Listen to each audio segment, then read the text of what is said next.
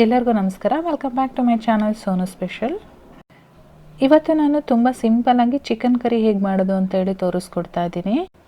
ಚಪಾತಿ, ಪೂರಿ, ದೋಸೆ ಅಥವಾ ಅನ್ನ, ಕೆಲವೊಂದು ಸರಿ ಮುದ್ದೆಗೂ ಕೂಡ ತುಂಬಾ ಚೆನ್ನಾಗಿ ಸೂಟ್ ಆಗುತ್ತೆ.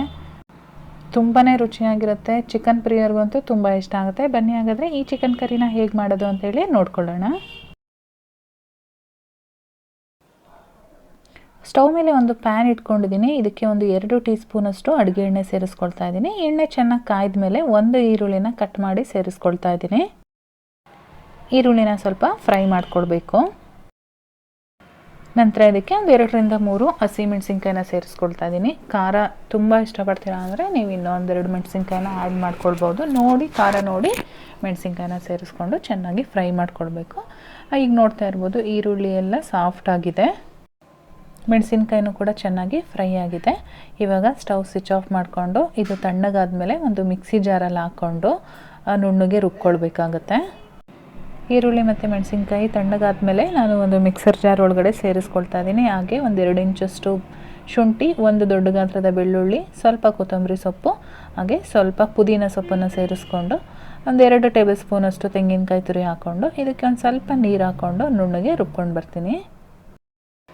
ಇಷ್ಟು ನುಣ್ಣಗೆ ರುಬ್ಬಿದ್ದಾದಮೇಲೆ ಒಂದು ಸೈಡಲ್ಲಿ ಎತ್ತಿಟ್ಕೊಂಡಿರೋಣ. ಈಗ ಪಕ್ಕದಲ್ಲಿ ಸ್ಟವ್ ಮೇಲೆ ಇನ್ನೊಂದು ದೊಡ್ಡದು ಕಡಾಯಿ ಇಟ್ಕೊಂಡಿದ್ದೀನಿ. ಇದಕ್ಕೆ ಒಂದು 3 ರಿಂದ 4 ಟೇಬಲ್ ಸ್ಪೂನಷ್ಟು ಎಣ್ಣೆ ಸೇರಿಸ್ಕೊಳ್ತಾ ಇದ್ದೀನಿ. ಎಣ್ಣೆ ಬಿಸಿ ಆದಮೇಲೆ ಒಂದು 2 ಇಂಚಷ್ಟು ಚಕ್ಕೆ, ಹಾಗೆ ಹಸಿ ಕರಿಬೇವಿನ ಸೊಪ್ಪನ್ನು ಸೇರಿಸ್ಕೊಂಡಿದ್ದೀನಿ ಒಗ್ಗರಣೆಗೆ.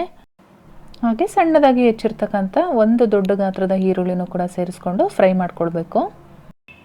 ಈರುಳ್ಳಿ ಎಲ್ಲ ಸಾಫ್ಟಾಗಿ ಫ್ರೈ ಆಗಬೇಕು, ಅಲ್ಲಿವರೆಗೂ ಫ್ರೈ ಮಾಡ್ಕೊಳ್ಬೇಕಾಗತ್ತೆ.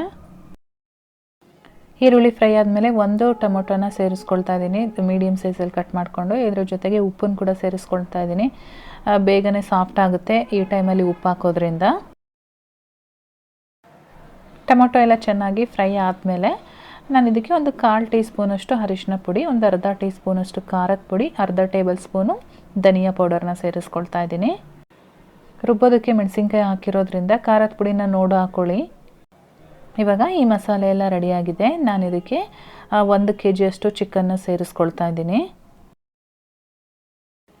ಈಗ ನಾವೇನು ಚಿಕನ್ ಹಾಕಿದ್ದೀವಿ ಈ ಚಿಕನ್ನು ಮಸಾಲೆಯಲ್ಲಿ ಚೆನ್ನಾಗಿ ಮಿಕ್ಸ್ ಆಗಿ ಫ್ರೈ ಆಗಬೇಕು. ಆ ರೀತಿಯಾಗಿ ಚೆನ್ನಾಗಿ ಮಿಕ್ಸ್ ಮಾಡಿಕೊಳ್ಬೇಕು. ಚೆನ್ನಾಗೆಲ್ಲ ಮಿಕ್ಸ್ ಆದಮೇಲೆ ಒಂದು 5 ರಿಂದ 10 ನಿಮಿಷಗಳ ಕಾಲ ಹಾಗೆ ಬೇಯಿಸ್ಕೊಳ್ಬೇಕು. ಚೆನ್ನಾಗಿ ನೀರು ಬಿಟ್ಕೊಳಕ್ಕೆ ಸ್ಟಾರ್ಟ್ ಮಾಡಿದ್ಮೇಲೆ ನಾವು ಮೊದಲೇ ರುಬ್ಬಿಟ್ಕೊಂಡಿದ್ವಲ್ಲ ಗ್ರೀನ್ ಮಸಾಲೆ, ಆ ಮಸಾಲೆನ ಇದರೊಳಗಡೆ ಸೇರಿಸ್ಕೊಳ್ತಾ ಇದ್ದೀನಿ. ಈ ಮಸಾಲೆ ಜೊತೆಗೆ ನಮ್ಗೆ ಎಷ್ಟು ನೀರು ಬೇಕಾಗುತ್ತೋ ನೋಡಿಬಿಟ್ಟು ನೀರನ್ನು ಸೇರಿಸ್ಕೊಳ್ಬೇಕು. ಗ್ರೇವಿ ಜಾಸ್ತಿ ಬೇಕು ಅಂದರೆ ಸ್ವಲ್ಪ ನೀರನ್ನು ಜಾಸ್ತಿ ಹಾಕ್ಕೊಳ್ಳಿ, ಅಥವಾ ಬೇಡ ನಮಗೆ ಗಟ್ಟಿಯಾಗಿರಲಿ ಅಂತ ಅಂದರೆ ನೀರನ್ನು ಸ್ವಲ್ಪ ಕಡಿಮೆ ಹಾಕ್ಕೊಳ್ಳಿ. ಚೆನ್ನಾಗಿ ಎಲ್ಲ ಮಿಕ್ಸ್ ಆದಮೇಲೆ ಮತ್ತೆ ನಾವು ಚಿಕನನ್ನು ಬೇಯಿಸಬೇಕಾಗತ್ತೆ. ಅದಕ್ಕೆ ಮುಂಚೆ ನಾನಿಲ್ಲಿ ರುಚಿಗೆ ತಕ್ಕಷ್ಟು ಉಪ್ಪನ್ನು ಸೇರಿಸ್ಕೊಳ್ತಾ ಇದ್ದೀನಿ. ಆ ಒಗ್ಗರಣೆಗೆ ಆಲ್ರೆಡಿ ಉಪ್ಪು ಹಾಕಿದ್ದೀವಿ, ಹಾಗಾಗಿ ಉಪ್ಪು ಅವಶ್ಯಕತೆ ಇದ್ದರೆ ಮಾತ್ರ ಹಾಕ್ಕೊಡಿ, ಇಲ್ಲಾಂದ್ರೆ ಬೇಡ.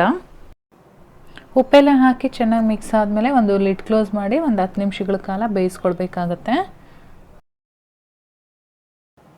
ನಾನಿಲ್ಲಿ ಒಂದು 5 ನಿಮಿಷ ಆದಮೇಲೆ ಲಿಡ್ ಓಪನ್ ಮಾಡಿದ್ದೀನಿ. ಇವಾಗ ಇದಕ್ಕೆ ನಾನು ಒಂದು ಅರ್ಧ ಟೀ ಸ್ಪೂನಷ್ಟು ಗರಂ ಮಸಾಲ ಪೌಡರ್ನ ಸೇರಿಸ್ಕೊಳ್ತಾ ಇದ್ದೀನಿ. ಹಾಗೆ ಸಣ್ಣದಾಗಿ ಕಟ್ ಮಾಡಿರ್ತಕ್ಕಂಥ ಕೊತ್ತಂಬರಿ ಸೊಪ್ಪನ್ನು ಕೂಡ ಸೇರಿಸ್ಕೊಳ್ತಾ ಇದ್ದೀನಿ. ಚೆನ್ನಾಗಿ ಮಿಕ್ಸ್ ಮಾಡಿಕೊಂಡು ಮತ್ತೆ ಲಿಡ್ ಕ್ಲೋಸ್ ಮಾಡಿಕೊಂಡು ಒಂದು 10 ನಿಮಿಷಗಳ ಕಾಲ ಬೇಯಿಸ್ಕೊಳ್ಬೇಕು, ಚಿಕನ್ ಚೆನ್ನಾಗಿ ಬೇಯೋ ಹಾಗೆ. ಇವಾಗ ನಮ್ಮ ಡಿಫ್ರೆಂಟ್ ಆಗಿರ್ತಕ್ಕಂಥ ಚಿಕನ್ ಕರಿ ರೆಡಿಯಾಗಿದೆ. ತುಂಬಾ ಡಿಫ್ರೆಂಟ್ ಟೇಸ್ಟ್ ಕೊಡುತ್ತೆ, ತುಂಬಾ ಚೆನ್ನಾಗಿರುತ್ತೆ. ಒಂದು ಸಾರಿ ಈ ರೀತಿ ಟ್ರೈ ಮಾಡಿ. ಯಾರ್ಯಾರಿಗೆಲ್ಲ ಯೂಸ್ಫುಲ್ ಆಗುತ್ತೋ ಅಂಥವ್ರಿಗೆಲ್ಲ ದಯವಿಟ್ಟು ಶೇರ್ ಮಾಡಿ. ನಿಮಗೆ ವಿಡಿಯೋ ಇಷ್ಟ ಆಗಿದರೆ ಲೈಕ್ ಮಾಡಿ. ಚಾನಲ್ಗೆ ಹೊಸದಾಗಿ ವಿಸಿಟ್ ಮಾಡಿದರೆ ಕೆಳಗಡೆ ಕಾಣಿಸ್ತಾ ಇರೋ ರೆಡ್ ಕಲರ್ ಬಟನ್ ಮೇಲೆ ಕ್ಲಿಕ್ ಮಾಡಿ ಸಬ್ಸ್ಕ್ರೈಬ್ ಮಾಡ್ಕೊಳ್ಳಿ. ನಾನು ಮತ್ತೆ ಮುಂದಿನ ವಿಡಿಯೋದಲ್ಲಿ ಸಿಗ್ತೀನಿ. Thank you.